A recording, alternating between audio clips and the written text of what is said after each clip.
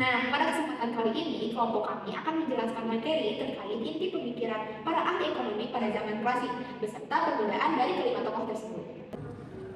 Tokoh yang pertama yaitu Adam Smith, di mana inti dari pemikiran beliau yaitu peningkatan individu melalui kesederhanaan dan perilaku yang baik, menabung dan berinvestasi, perdagangan dan devisi kerja, pendidikan, pembentukan kapital, dan pengembangan teknologi baru.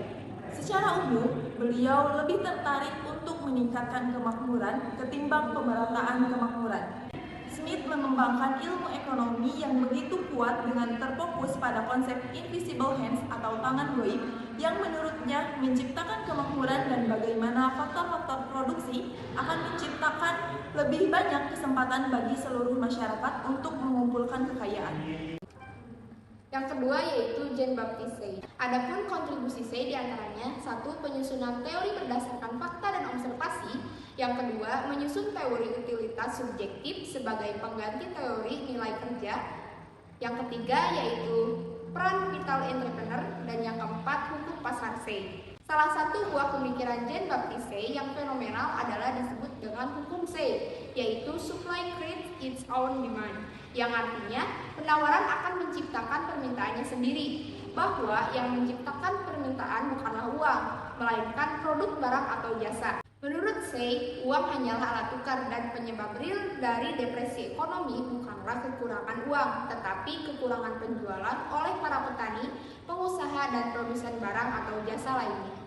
Oke kawan-kawan, untuk selanjutnya ada pendapat dari David Ricardo. David Ricardo berpendapat pada saat Inggris mengalami inflasi, yaitu pada tahun 1809.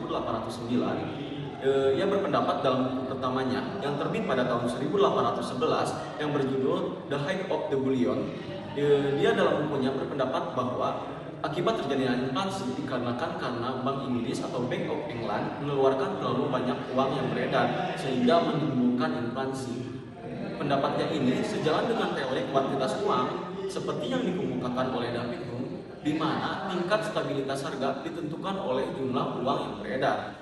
Menurut David Ricardo juga dalam bukunya mengatakan bahwa untuk menjaga stabilitas moneter suatu negara, maka jumlah uang yang beredar di negara tersebut dalam masyarakat, baik dalam bentuk simpanan ataupun kredit, harus dikonversikan dalam harga nilai tukar emas atau menerapkan kebijakan dengan nilai tukar emas.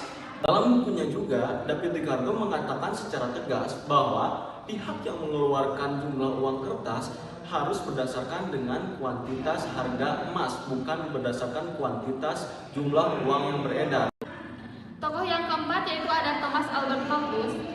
Inti pemikiran dari Thomas Albert Malthus yaitu tentang kependudukan dan juga hukum pendapatan yang menurun. Yang pertama yaitu tentang kependudukan. Menurutnya, populasi manusia cenderung bertambah sesuai dengan deret ukur, sedangkan makanan cenderung bertambah sesuai dengan deret utuh. Akibatnya, jumlah pangan yang tersedia tidak dapat mengimbangi jumlah penduduk yang terus bertambah, sehingga dengan cepatnya pertumbuhan penduduk akan membuat perekonomian mengalami stagnan. Yang kedua yaitu tentang hukum pendapatan yang menurun. Malthus mengembangkan konsep kelangkaan. Menurutnya, sarana-sarana untuk mendukung kehidupan manusia itu terbatas oleh sumber daya alam, terutama tanah. Sumber daya alam cenderung terus-menerus berkurang, yang sekarang lebih dikenal dengan hukum pendapatan yang menurun. Yang kelima, terdapat sumbangan pemikiran dari John Stuart Mill. Utilitarianisme merupakan paham buah dari hasil pandangan dan pemikiran Mill tentang manusia dan masyarakat yang diterima sebagai landasan moral, utilities, atau prinsip kebahagiaan yang menganggap bahwa tindakan dikatakan benar jika sebanding dengan kecenderungan untuk mendorong kebahagiaan, dan dikatakan salah jika sebanding dengan kecenderungan untuk mendorong ketidakbahagiaan. Dikatakan berbeda dengan para tokoh yang lain karena selain Mill menerima pasar bebas konsep dari Adam Smith, namun usaha untuk memperhatikan kebahagiaan orang lain dalam persaingan ekonomi pasar menjadi tujuan Mill tersendiri. Kondisi pasar bebas yang cenderung bersikap egoisme sentris berusaha ditekan Mill dengan memberlakukan nilai moralitas bersama, di mana prinsip kebahagiaan harus dirasakan oleh setiap pelaku pasar, pelaku usaha, produsen, distributor, hingga tataran konsumen.